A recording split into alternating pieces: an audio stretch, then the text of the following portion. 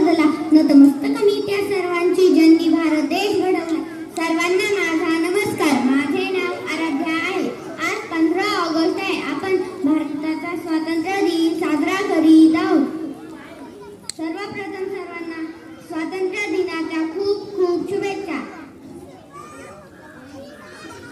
हा दिवस आपल्या आनंदाचा व अभिमानाचा आहे. आपला भारत देश 1947 रोजी इंग्रजांच्या गुलामगिरीतून मुक्त झाला. या दिवशी आपण शूर सैनिकांना वंदन करतो. जय हिंद, जय महाराष्ट्र.